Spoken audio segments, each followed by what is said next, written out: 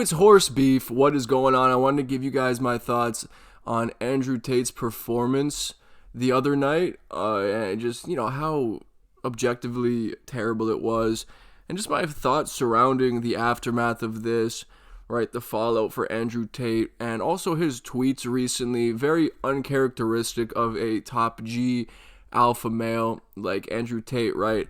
But seriously, I want to be honest here. I do respect the fact that Andrew Tate put himself out there after all of the talk over the years, talking about how former fourth-time kickboxing world champion, right? All of this shit that he would claim, right? And it was objectively true, right? You can confirm that he was a 4-time kickboxing world champion.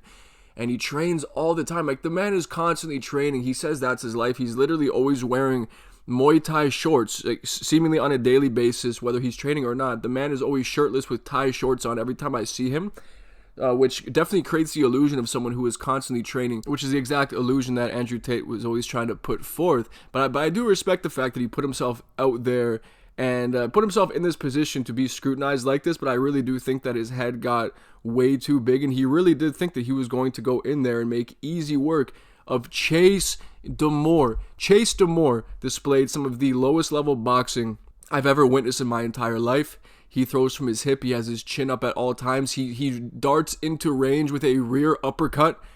It looks like he's aiming for Jesus himself with this uppercut, and Andrew Tate can't punish him for it. No gas tank on Andrew Tate, dude. It was such a bad performance that he deserves to be clowned for it. He simply does, right? Andrew Tate talks way too much shit and builds himself up in such a way that when you go in there and you look this terrible and you get outclassed by Chase Damore. Chase Damore's throwing falcon punches out of range, dude, with his chin all the way up in the air.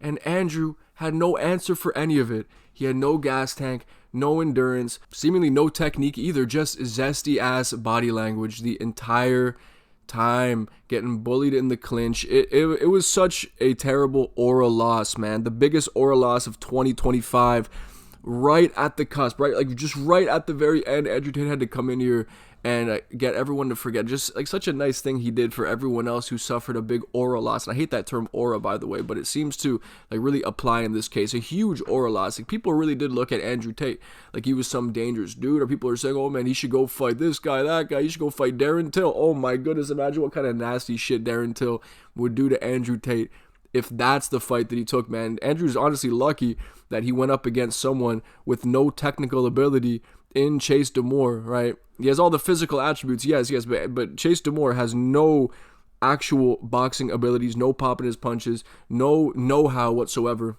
So Andrew was honestly lucky, man. If he was in there with someone with real sharpness in their hands, then I believe he would have went night-night. I really do believe so.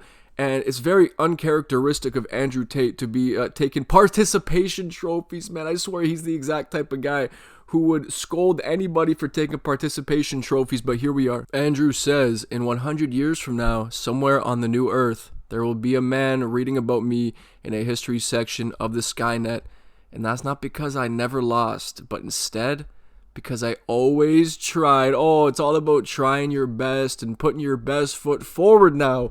Wow, it turns out that when Andrew Tate suffers a loss, his entire life mantra switches up, man, and suddenly he loves participation trophies. Give me these consolation prizes. Guys, I tried. I did my very best in there.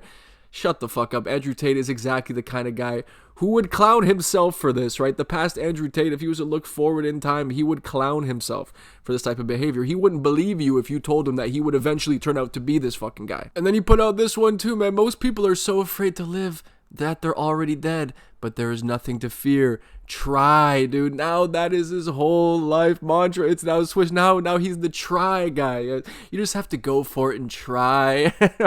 Otherwise you lose it. And he's correct there. 100% Andrew Tate is right with that message, but he is the wrong messenger. He's been putting out the exact opposite message for his entire fucking career, right? It's all about winning. It's all about being the best, being the top G, right? But you can no longer claim that you're the top G when you're losing to fucking Chase Damore, dude, the guy who was on like reality TV shows like Love Island and shit like that. You can no longer claim to be the top G. So now you have to be the try guy to save face, right? Because that applies to you in this moment, and that is convenient for you to now become the motivational speaker. You just have to try. It is such a joke. It really is. So he should just go back to his old ways, right? When he was really killing it. Just turn the camera on and talk some shit. Say funny things. Andrew Tate is a genuinely funny guy. He can't fight, right? I guess he can't fight, but he is a genuinely funny guy. I used to have no problem with Andrew Tate when he was just saying outlandish shit because it was funny, right? When he would come out and say, well, you're afraid of sparkling water? You're afraid of bubbles? You're a pussy. You're a pussy if you don't drink sparkling water. Right, this kind of shit was good. This is what made me kind of enjoy Andrew Tate, right? He endeared me to him when he was just being over the top and clearly just trying to rage bait people, and the fact that it worked was funny. But now he's this guy. Now he's become this guy. The ego is too big and it's become too bruised to the point where his whole mantra has switched up as a result.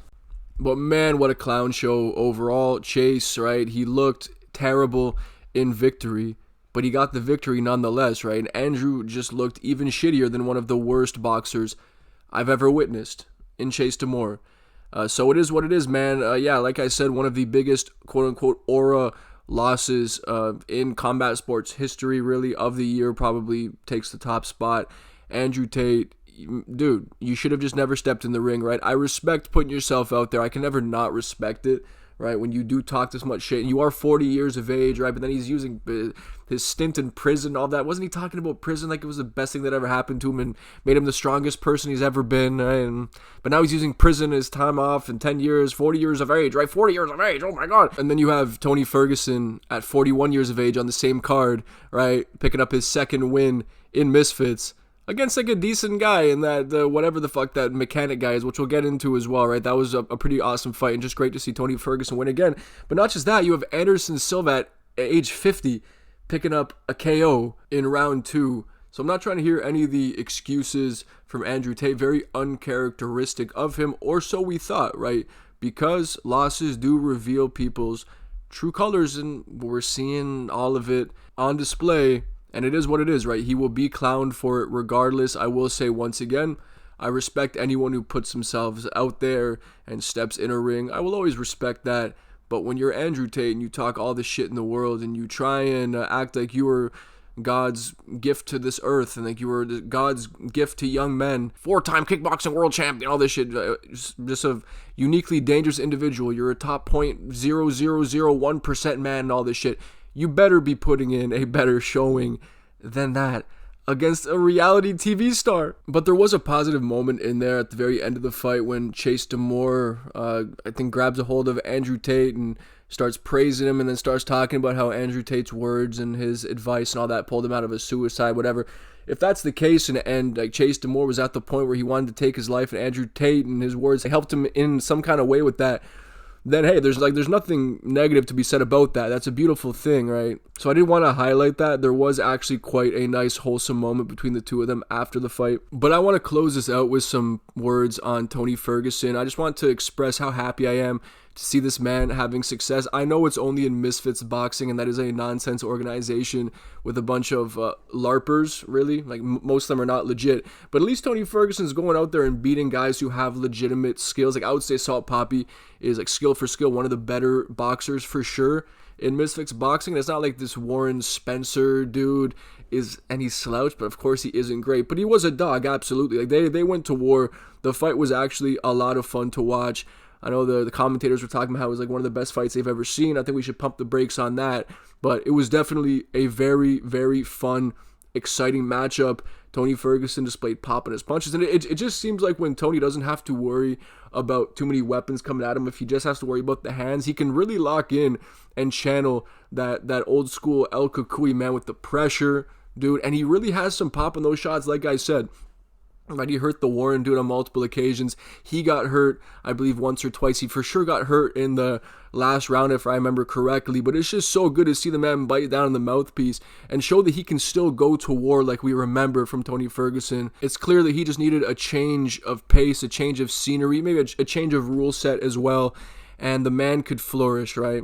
You know, maybe a change of talent pool as well. But it's okay. We give him a pass, man. After watching this man lose 7 fights in a row in the UFC, we'll take anything we can get at this point. And it's just so great to see, dude. It's so great to see. How depressing would it have been to see Tony Ferguson enter Misfits, get knocked out by Salt Poppy, and then get knocked out again? Dude, like, we all would have been crying. We all would have been crying. But now we're still crying but it's happy tears because Tony Ferguson is back. He's back, right? Maybe not back to his best, but I don't care if it's back to his best. As long as Tony Ferguson's stepping in there and he's picking up victories and he's looking like his old self, I'll be happy each and every time. And it's great to see that Tony Ferguson joins Misfits and isn't just used as some stepping stone for these fucking influencers, man. He's going out there and he's melting these dudes. He's melting these dudes, and it's just beautiful to see, right? It's the only reason I will be tuning into any of these Misfits cards going forward is if, and only if, Tony Ferguson is on the damn card,